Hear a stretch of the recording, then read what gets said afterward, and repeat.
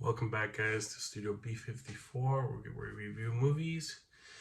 Today, we're going to be talking about It's a Wonderful Life. And there's some very strong content, let's talk about suicide. So, I just want you guys to know if there's options out there. Oh my, I didn't think I was going to hit. Ooh, okay, yeah, I didn't think about this. I'm just talking right now. There's options out there to call if you need help. If it is the holiday season and some of us could be going through some hard times. I get that. Um, Especially with the way things have been going in this country and just around the world. And sometimes during the holiday season, things get tough. And I know a lot of us, some of us, not a lot of us, have depression and stuff like that. So just be there for one another. That's all I could say, I guess. And there's resources out there if you feel like you need it. It's always it's always gonna get better. That's all I have to say. It's for the beginning, and there's nothing new under the sun. So let's get back to the review. Wow, I didn't think I was gonna get like a little bit emotional, but I did. Great movie. I didn't think I was gonna like it. I had seen it before, but I watched it for a class, and I'm like, I'm not gonna like it. I got a little like, when you chop onions and your eyes get a little watery. That's what I am right now. Wow. Okay. I had to watch it for a class, and I don't remember it too much from then, but now I'm really happy that I watched it again as an adult. I suggest you guys watch it right now if you can, anywhere. It's a really good movie. I know, like, we're not all religious or anything like that, but still has a good message at the end of the day. Even if you do believe in God, you don't believe in God, or whatever God you may believe in, that's punto y aparte. It really talks about our existence, I guess, as human beings and people. And it's a really good movie. I liked it.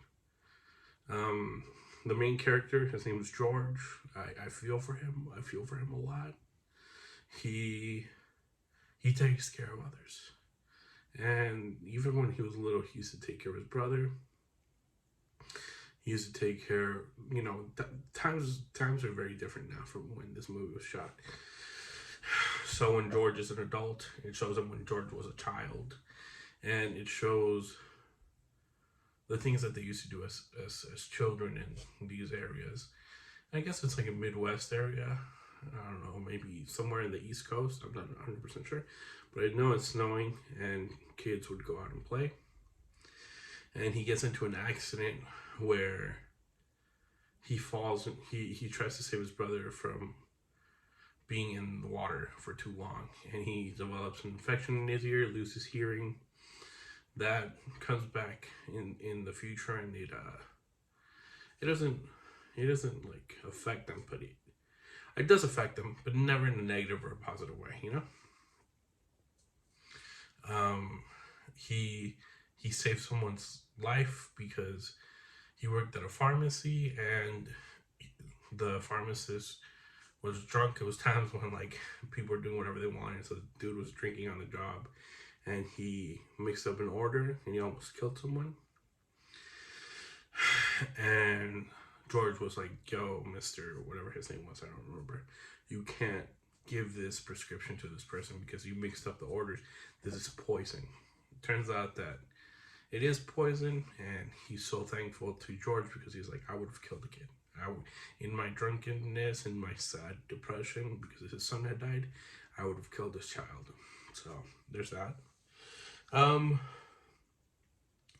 He comes from a wealthy family. That's really interesting, and he ends up taking over for his father because his father dies. He takes over the family business, which is like a loan officer.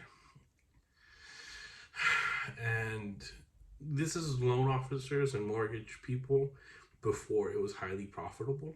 Don't believe the hype. A couple years ago, even before 2008, I think like in the 70s, before the 70s, being in like the mortgage industry and the finance, not as lucrative as it is now. And you know, they got like nickels and pennies, you know? That's how they made their living. And his father was someone in the community who believed that everyone had a chance to have a home and build the American dream. Unlike times right now. So yeah. Man, I'm still a little from that. Just thinking about the movie. So George takes over the business after his father dies, and he's doing well. He ends up, you know, building a community around him, not just figuratively, but also literally. He builds communities because he's building new homes for people, and these people sometimes don't have enough to pay him, but they pay him in the sense of community because the problem that occurs is there's this towards the end of the year they have to deposit their money from the mortgages, but his uncle loses the money. The uncle loses the money, and the evil person, Mr. Potter, somehow gets a hold of the money. And if you're hearing the dishes, I'm sorry. Okay, just we gotta live. You know, we gotta live life. And Mr. Potter doesn't want to give the money back, so technically speaking, Mr. Potter steals $8,000 from these people. $8,000 in his time is a lot. You know, a brand new house was $5,000. So that's just throwing it out there. Even now, $5,000. If someone stole $8,000 from me, I'd be very, very upset. So Mr. Potter doesn't steal it, but he gets a hold of $8,000. And this is the time of year when everyone's checking the bank statements and accounts for this small loan office. And they think that, well, Mr. Potter makes it look like, not just him, but there's also little talks in town that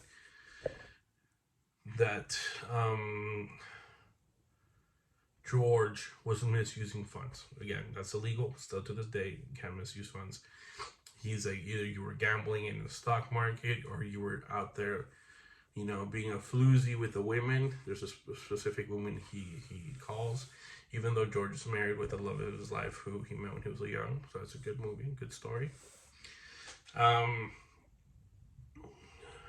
it's not true. You know, he just lost the money, and Potter didn't want to give up the money back to him. I'm so sorry, that was really gross, but it's just, I'm still a little runny nose. Potter takes a hold of the money, and he's just, you know, like twisting the like screws, making it worse for him that he has to come up with this money. And like for the next 2-3 days, you see George fall into this depression, and it's sad. He's like, I don't know what to do, I don't know where to go, and he starts contemplating committing suicide because sadly his life is worth more when he is dead than when he is alive. So he goes to the bridge and he's thinking about jumping, and he's just angry at the world, you know, as some of us are sometimes. Wow, I didn't think I was gonna. Okay, so he's about to jump, but then an angel shows up, and it's like he's a 2A, like a second degree angel. It's like a black belt or something like that. And I have like 1 or 2 jokes about depression or suicide, so I'm not gonna say them, but I thought about it when I was watching the movie. I'm like, this is funny. This is really funny. It's not, suicide isn't funny, but sometimes you just gotta laugh, you know. We gotta laugh the pain away or whatever. or the thoughts away. Okay. So he jumps. The angel jumps, which he doesn't know is a real angel, and then George jumps in to save the angel. He saves them. He takes them into the banks of the river, and he gets some help and stuff. And this angel has powers, and he's like talking to George. He's like, George, your life is worth something. It's meaningful. Don't believe that it's not worth anything. You're better off dead or something like that. He's like, no. And George says, no. You don't know anything about me. You don't know anything about my life. So then he's like, I don't just wish I was dead. I wish I would never have been born. And then the angel goes, you know what? That's it. I want you to experience your life. Well, not your life, but I want you to see life as it would have been without you here. And it shows how important he is to his community. His original hometown is Bedford. It turns into Pottersville because Potter, the evil guy, got a hold of everything. So he owns everything now. His kids aren't born because he didn't have kids. The community is not where he built it. It's just slums now because that's where people are able to rent these homes from Mr. Potter, and he just shows him that and he shows his friends that his friends aren't as kind of people, not kind of people, but they aren't as kind. And it shows that he helped build such a good community around him, but he was also part of that community, like that he did good. Not just the community did good, but he did good for the community.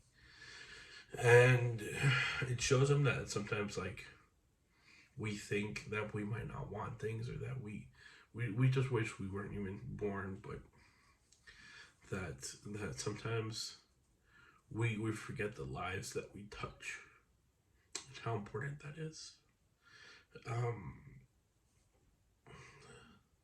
What I took away from this movie is just that sometimes we forget. But we have to remember that every day is a chance to do something good for people. As small as it might be, but we always have the chance to do this, I don't know why I feel like my voice is cracking this whole movie. It's a 2-hour-long movie. It's a little... You think it's going to be boring. I didn't think it was personally boring. I thought it was really good. Maybe because I felt like it really spoke to me, but there's so much you could take away from this. Just that, there's nothing new under the sun. That you could be a better person in your community. And that, sometimes when the holidays come around, we get depressed, but we have the ability to turn to our friends, our family. Maybe we don't have someone. Maybe sometimes it's even just your dog. Or maybe it's a community that we build here. But we have that option to do it, That there's another tomorrow. Okay. I rate this film an 8.7 out of 10. I think you guys should watch it. And again, if